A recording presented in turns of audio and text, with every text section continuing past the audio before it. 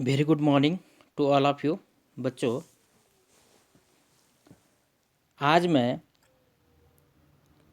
Blooms के शैक्षिक उद्देश्यों का वर्गीकरण का जो कंटेंट है उसको आगे बढ़ाने की कोशिश कर रहा हूँ।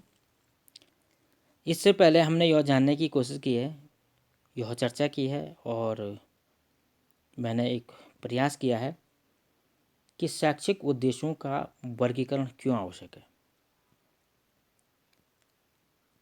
शैक्षिक उद्देश्यों का वर्गीकरण मूल रूप से हमारी शिक्षण अधिगम प्रक्रिया, हमारी आकलन की प्रक्रिया और जो कक्षा में आप कंटेंट पढ़ाएंगे, प्रकरण पढ़ाएंगे, वो कैसे ट्रांसफर हो, या कह सकते हैं कि क्लासरूम इंटरेक्शन क्वेश्चनिंग कैसे हो, उत्तर निकलवाना आंसर रिसीविंग एक टेक्निक्स है, कैसी होनी चाहिए, प्रश्नों के फॉर्मेशन, और इसके अलावा सीखने की जो गति है, सीखने के जो टूल्स हैं, या शिक्षण अधिगम प्रक्रिया के जो मेथड्स हैं, टैक्टिक्स हैं या टेक्निक्स हैं, इन सब को ध्यान में रखते हुए, या कह सकते हैं कि टीएलएम टीचिंग लर्निंग मटेरियल, वो भी हमारे शैक्षिक उद्देश्यों के वर्गीकरण के अंतर्गत आए। हमारा पूरा एक प्लान कह सकते हैं, हमारी पूरा एक ड्राफ्ट कैसे बनेगा, ये सारा हमारा शैक्षिक उद्देश्यों के वर्गीकरण पर डिपेंड होगा। क्योंकि जब तक हम एक पूरा ड्राफ्ट या एक पूरी रणनीति कह सकते हैं इसको, या टास्क एनालिसिस नहीं कर पाएंगे, तब तक डेफिनेटली है कि जो आप प्रकरण पढ़ाएंगे, टीचिंग पॉइंट, वो स्टूडेंट्स तक नहीं पहुंच पाएंगे। अगर उस तक नहीं पहुंच पाया, क्योंकि स्पेसिफिक ऑब्जेक्टिव में से एक है, इसको हर हाल में टेंजेबल करना ही करना है, इनको प्राप्य उद्देश्य भी कहते हैं। ये हर हाल में उस दिन उस क्लास में वो कंटेंट आपको उनके मस्तिष्क में हर हाल में बैठाना ही बैठाना है, अंडरस्टैंडिंग करवाने। जब तक ऐसा नहीं होगा तो सीधी सी बात है कि उस दिन आपने कुछ नहीं पढ़ाया, जीरो, नेग्जिबल कह सकते हैं उसको। तो जब भी हम किसी भी विषय में हो, चाहे विज्ञान, गणित, अंग्रेजी, एसएसटी, कोई भी विषय हो, उसका जो कंटेंट है उसके लिए हमको ये रणनीतियाँ बनानी पड़ती हैं, और इसीलिए इसको शैक्षिक उद्देश्यों का वर्गीकरण। अब बात यह आई थी कि ये शैक्षिक उद्देश्यों का वर्गीकरण के कितने डोमेन्स होंगे, कौन कौन से इसके आयाम होंगे। तो वो मैंने आपको पूर्व में बताया कि इसके मोस्टली 3 आयाम हैं, जिसको हमने ज्ञानात्मक या संज्ञानात्मक पक्ष का, जिसको कॉग्निटिव्स डोमेन्स का। सेकंड है इसमें आपका भावात्मक पक्ष, जिसको अफेक्टिव डोमेन कहते हैं। और थर्ड है जिसमें क्रियात्मक पक्ष, या इसको साइकोमोटर्स या कोनाटिव्स, या कह सकते हैं कि इसको मनोशारीरिक पक्ष भी कहते हैं। अब बात उठती है कि हमको कौन कौन से ऐसे इंस्ट्रक्शनल बनाने होंगे, कौन कौन से ऐसे इंस्ट्रक्शनल ऑब्जेक्टिव्स बनाने होंगे जो टेंजिबल होंगे, जिनको हर हाल में हमने प्राप्त करने। अब आइए कि बात करते हैं कि हमको, जब हम इन 3 पक्षों को जानने की कोशिश करेंगे और इसको समझने की कोशिश करेंगे, तो एक ध्यान ये रखना है कि हमको लगभग तीनों पक्षों से संबंधित जो अपना मैटर है वो तीनों पक्षों से संबंधित होना चाहिए।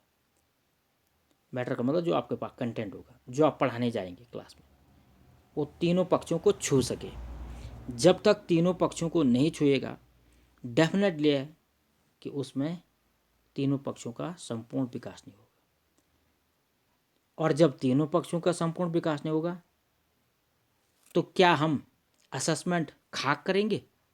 हम असेसमेंट किसका करेंगे? हम बच्चों को क्वेश्चनिंग आंसर देंगे, उसको प्रश्न देंगे, उसका टेस्ट लेंगे, तो हम किस पक्ष का लेंगे? इसका मतलब जिस पक्ष को हमने ज़्यादा पढ़ाया है हम उसी पक्ष का तो लेंगे। लेकिन अगर हमने तीनों पक्षों को बैलेंस किया है और परसेंट कह सकते हैं, 33% भी कह सकते हैं। लेकिन बहुत सारे विद्वानों ने कहा है कि अगर आप प्राइमरी लेवल पर पढ़ा रहे हैं तो आपको उसमें 40% आपका 40% आप 40% आपका संज्ञानात्मक का होना चाहिए और 40% आपका भावात्मक में होना चाहिए और 20% आपका क्रियात्मक पक्ष में होना चाहिए। लेकिन जब आप ऊपर की क्लासें में जाते हैं 6 से 10 की क्लास में, तो फिर आपका ये चेंज हो जाता है। और चेंज हो जाता है तो यहाँ पर आपको 40% आप कह सकते हैं कि क्रियात्मक पक्ष और भावात्मक पक्ष को देना पड़ेगा, जबकि आपको 20% मात्र ज्ञानात्मक पक्ष, क्योंकि आपने ज्ञान लेवल पहले ही उसका ज्ञान लेवल पहले ही कंप्लीट हो जाए। अब केवल अंडरस्टैंडिंग और साइकोमोटर्स की आवश्यकता है। तो जब आप इस प्रकार से रणनीतियाँ बनाते हैं तो डेफिनेटली है कि आप उसका असेसमेंट भी उसी प्रकार से करेंगे, उसका असेसिंग ऐसे ही करेंगे, चाहे वो क्लासरूम में करेंगे, चाहे टेस्टों के माध्यम से करें, चाहे लिखित ओवरऑल प्रैक्टिकल, जो आपके मस्तिष्क में आए, जो आपके दिमाग में आए, उसी हिसाब से आपने उसका असेसमेंट करना है और पूरा रिकॉर्ड तैयार करना है। और रिकॉर्ड तैयार करने के बाद तब जा कर के आप ये फाइनल डिसीजन ले पाएंगे कि हाँ, बच्चे में इन एस्पेक्ट्सों का डेवलपमेंट हुआ है, इस आधार पर मैं इसको प्रोन्नत कर रहा हूँ, इसको मैं ग्रेड कर रहा हूँ, इसको ग्रेडिंग दे रहा हूँ, इसको मैं आगे बढ़ा रहा हूँ। तो मेरा कहने का मतलब है कि हमने जो महत्वपूर्ण 3 पक्ष बताए थे, संज्ञानात्मक पक्ष, भावात्मक पक्ष और क्रियात्मक पक्ष। तो पहली बात आती है कि हमारा संज्ञानात्मक पक्ष में कौन कौन सा है। तो इसमें पहला नंबर है ज्ञान का, जिसको कहते हैं केवल नॉलेज। दूसरा इसमें बोध, जिसको कहते हैं अंडरस्टैंडिंग। तीसरा इसमें अनुप्रयोग, जिसको कहते हैं एप्लीकेशंस। चौथा इसमें विश्लेषण, जिसको कहते हैं एनालिसिस। पांचवा इसमें संश्लेषण, जिसको कहते हैं सिंथेसाइज। और छठवां इसमें मूल्यांकन, जिसको कहते हैं इवेल्युएशन।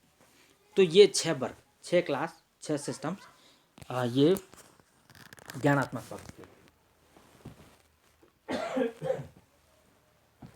अब बात आती है ये भावात्मक पक्ष में कौन कौन सी चीज़ें होंगी। तो भावात्मक पक्ष में भी लगभग यही 6 पॉइंट्स हैं और 6 क्लास हैं, 6 वर्ग हैं। इसका पहला है आग्रहण करना, रिसीविंग। कोई भी कंटेंट जब स्टूडेंट को पढ़ाते हैं तो वो रिसीविंग करता है, इसका मतलब वो उसको अफेक्टिव डोमेन में लेता है, भाव पक्ष में लेता है। अनुक्रिया, रिस्पॉन्स कह सकते हैं इसको। तीसरा है अवमूल्यन, जिसको वैल्यूइंग कहते हैं। चौथा है मूल्यों का संधारण। संधारण मतलब स्टोर, मेमोरी में जब हम किसी चीज़ को रखेंगे तो सीधी सी बात है वो भाव हो जाता है। तो वैल्यूइंग ऑफ स्टोरिंग कह सकते हैं इसको, उनका संधारण करना, उनका स्टोर करना अपने मस्तिष्क में।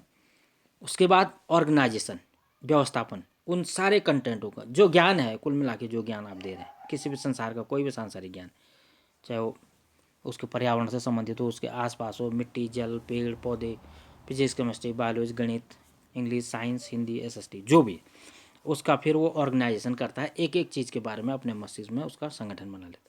और कैरेक्टराइजेशन, उसी तरीके से उसको कैरेक्टर के रूप में पेश करना। जल है तो जल है, मिट्टी है तो मिट्टी है, खनिज तत्व तो खनिज तत्व है, या उसके अलावा मैथ्स की संक्रियाएँ तो मैथ्स की संक्रियाएँ, विज्ञान के फॉर्म्स हैं तो विज्ञान के फॉर्म्स हैं, या एसएसटी में अन्य जितने भी, चाहे इतिहास है, भूगोल है, नागरिक शास्त्र है, अर्थशास्त्र है, समाजशास्त्र है, हिंदी के जो जितने भी आपके, चाहे वो अलग अलग प्रकार के कह सकते हैं, गद्य, पद्य, काव्य, संस्कृत, ये सब मिला करके उसका कैरेक्टराइजेशन में उसको दिखाने की कोशिश करना। अब आते हैं तीसरे पक्ष की ओर, जिसको हम कहते हैं कोनाटिव्स या साइकोमोटर्स या क्रियात्मक या मनोशारीरिक पक्ष। इसमें सबसे पहला आता है आपका उद्दीपन, जिसको स्टिमुलस कहते हैं। स्टिमुलस होने का मतलब स्टूडेंट में कौशल डेवलपमेंट होने लग गया है और वो स्टिमुलस होने लग गया, वो तुरंत कह सकते हैं कि वो जो भी कंटेंट आप पढ़ा रहे हैं तो उसमें एक तरफ से स्टिमुलस होने लग गया है, और वो स्टिमुलस ही क्रियात्मक पक्ष का हो।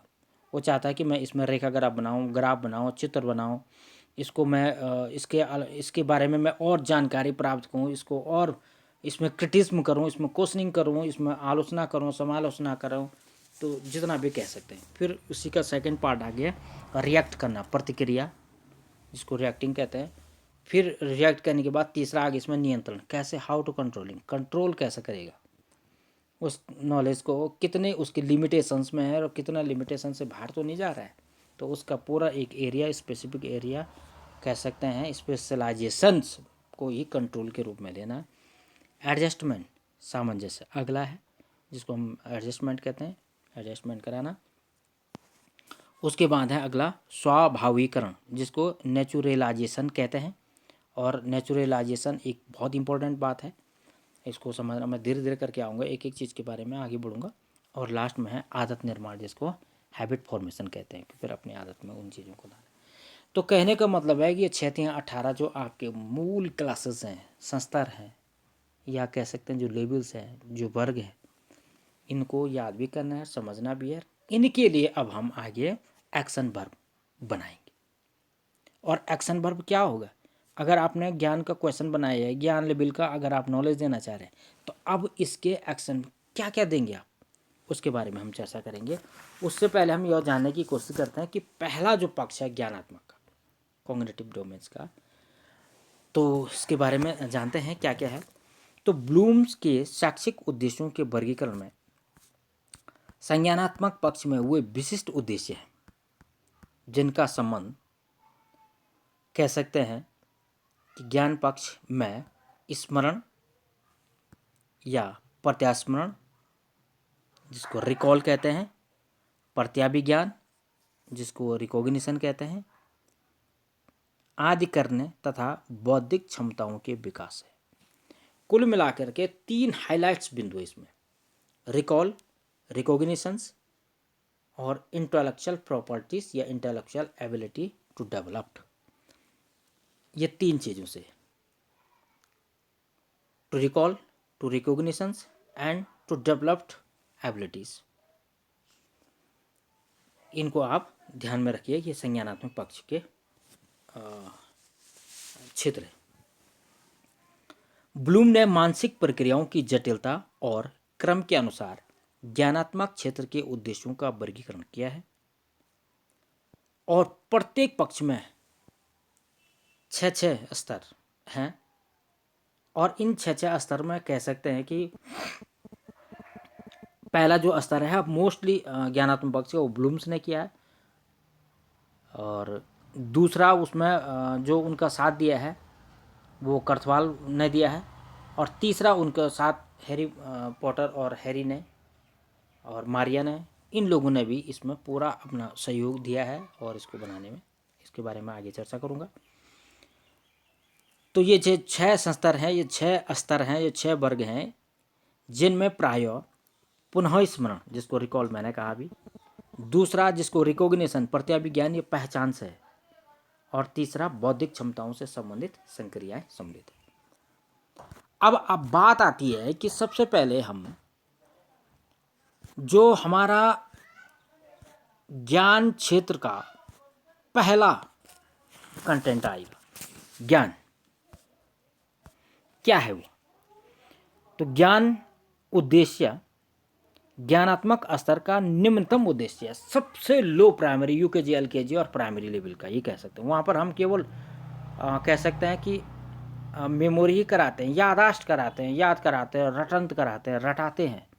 वहाँ पर ज़्यादा हम उनको आगे पीछे ये कोशिश नहीं करते हैं कि अब तुम इतने, ये प्रश्न भी बनाते हैं हम, तो वहाँ पर यही कहते हैं कि इनका मिलान करो, इनको फिल इन द ब्लैंक्स करो, या कह सकते हैं कि इनके 4 हमारे पास ऑप्शन है, इन ऑप्शनों को आप इस एक पर टिक मारिए, तो रिकॉग्निशंस, रिकॉल्स और कुछ हमारी बौद्धिक प्रक्रियाएं हैं इसमें सम्मिलित है। बाकी जैसे जैसे आप ऊपर बढ़ते हैं तो फिर आप कहते हैं अपने शब्दों में लिखिए, वही परिभाषा एक ही है, लेकिन उस परिभाषा को अपने शब्दों में लिखिए। तो कहने का मतलब आप अंडरस्टैंडिंग करने लगे, वो मैं आगे बताऊंगी क्या क्या है, कैसे कैसे है।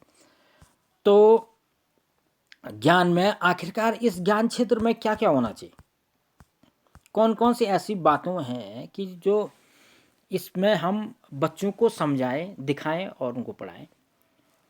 तो इसमें है विशिष्ट तत्वों का ज्ञान कराना। ये आपका दायित्व है, ये आपका प्लानिंग में पहले होना चाहिए, आपकी स्ट्रेटेजी में, आपके मेथड्स में पहले ही इसका आपके दिमाग में खाका होना चाहिए, एक ड्राफ्ट होना चाहिए कि मैं कोई कंटेंट पढ़ा रहा हूँ। मैंने आज सौर परिवार पढ़ाया, मैंने आज मृदा पढ़ाया, मैंने आज यातायात के संसाधन पढ़ाए, मैं आप प्रकाशन पढ़ा रही हूँ, या मैं आज हिंदी का कोई एक चैप्टर पढ़ा रही हूँ, ये कविता पढ़ा रही हूँ, या चिड़िया पढ़ा रही हूँ, चहकती हुई चिड़िया, या कह सकते हैं कि मैं आज गणित में ये चीज़ पढ़ा रहा हूँ। तो उसके विशिष्ट तथ्यों का ज्ञान कराना,